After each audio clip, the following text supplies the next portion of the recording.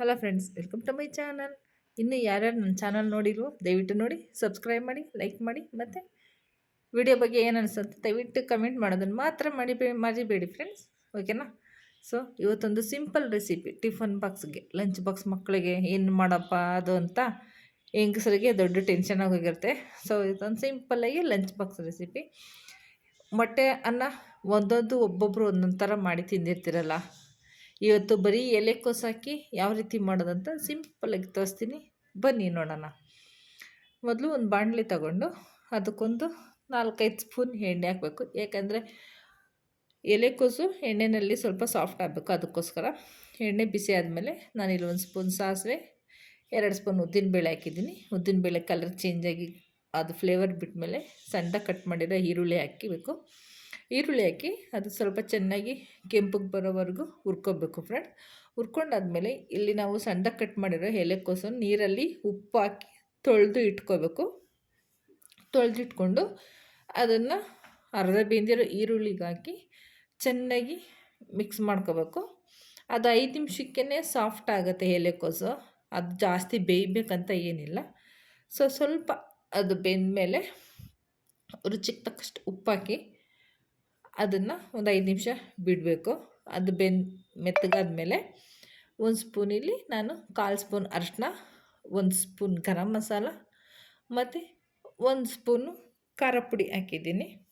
ಖಾರ ಪುಡಿ ಆಮೇಲೆ ಮೆಣಸು ಪುಡಿ 1/4 ಸ್ಪೂನ್, ಇದಿಷ್ಟು ಹಾಕಿ ಚೆನ್ನಾಗಿ ಎಲೆಕೋಸಿಗೆ ಅದು ಚೆನ್ನಾಗಿ ಹೊಂದ್ಕೋಬೇಕು ಫ್ರೆಂಡ್ಸ್. ಅದು ಚೆನ್ನಾಗಿ ಹೊಂದ್ಕೊಂಡಾದ್ಮೇಲೆ ನಾನಿಲ್ಲಿ 3 ಮೊಟ್ಟೆ ತಗೊಂಡಿದ್ದೀನಿ. 3 ಮೊಟ್ಟೆನ ಚೆನ್ನಾಗಿ ಅದಕ್ಕೆ ಒಡೆದು ಉಯ್ಬೇಕು. ಒಡೆದು ಉಯ್ದಾದ್ಮೇಲೆ ಅದನ್ನ 5 ನಿಮಿಷ ಬಿಟ್ಟು ಚೆನ್ನಾಗಿ ಬೆಂದಮೇಲೆ ಚೆನ್ನಾಗಿ ಕಲಿಸ್ಕೋಬೇಕು. ಉದ್ರಾಗುತ್ತೆ. ಸೊ ಹಂಗಾಗೋವರೆಗೂ ಅದನ್ನು ಮೊಟ್ಟೆನ ಚೆನ್ನಾಗಿ ಒಡೆದು ನಾವು ಕಲಿಸ್ಕೋಬೇಕು. ಕಲಿಸ್ಕೊಂಡು ಆ ಟೈಮಲ್ಲಿ ನೀವು ಉಪ್ಪು ಖಾರ ಕಮ್ಮಿ ಇತ್ತು ಅಂದರೆ ಹಾಕ್ಕೋಬೋದು, ಇಲ್ಲಾಂದರೆ ಕರೆಕ್ಟಾಗಿದೆ ಅಂದರೆ ಬಿಡ್ಬೋದು. ಒಂದೇ ಥರ ನಾವು ಮಾಡಿ ತಿನ್ನೋ ಬದಲು ಈ ಥರ ಡಿಫ್ರೆಂಟಾಗಿ ಮಕ್ಕಳಿಗೆ ಲಂಚ್ ಬಾಕ್ಸಿಗೆ ನಾವು ಮಾಡಿ ಕೊಡ್ಬೋದು ಫ್ರೆಂಡ್ಸ್.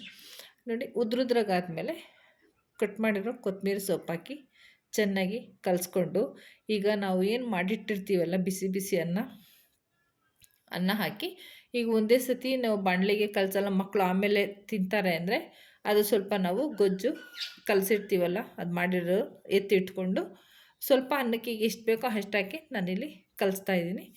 ಸೊ ಈಗ 2 ಟಿಫನ್ಗೆ ಎಷ್ಟಾಗುತ್ತೋ ನಾನು ಅಷ್ಟು ಕಲಿಸಿದ್ದೀನಿ. ಬಿಸಿ ಬಿಸಿ ಅನ್ನಕ್ಕೆ ಚೆನ್ನಾಗಿ ಕಲಿಸಿದ್ರೆ cabbage with egg rice ready ಆಗುತ್ತೆ ಫ್ರೆಂಡ್ಸ್.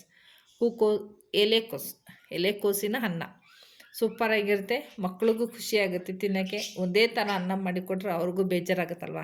ಸೊ ಈ ರೀತಿಯಾಗಿ ಡಿಫ್ರೆಂಟಾಗಿ ಮಾಡಿಕೊಟ್ರೆ ಮಕ್ಕಳು ತುಂಬ ಖುಷಿಪಟ್ಟು ತಿಂತಾರೆ ಫ್ರೆಂಡ್ಸ್. ನಾನಿಲ್ಲಿ ಆಲ್ರೆಡಿ ಮಾಡಿ ಟಿಫನ್ಗೆ ಕಟ್ಟಿದಾಗಿದೆ. ನೀವು ಇದೇ ರೀತಿ ಒಮ್ಮೆ ಮಾಡಿ ಟಿಫನ್ಗೆ ಕಟ್ಟಿ ನೋಡಿ, ತುಂಬಾ ಚೆನ್ನಾಗಿರುತ್ತೆ, ಓಕೆನಾ ಫ್ರೆಂಡ್ಸ್. ಮರಿದೆ ಮಾಡಿ.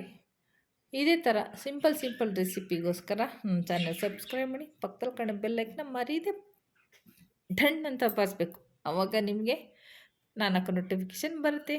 Take care, thanks for watching.